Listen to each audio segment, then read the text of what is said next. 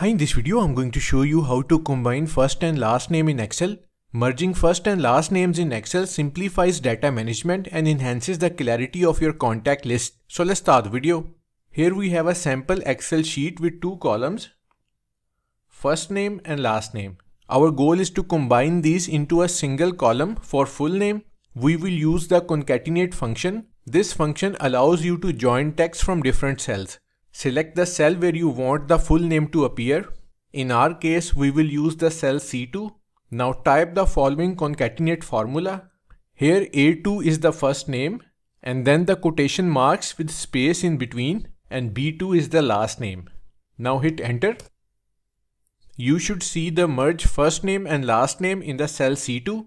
Click on the bottom right corner of cell C2 and drag it down to fill the rest of the columns with the formula. We now have a full list of combined names.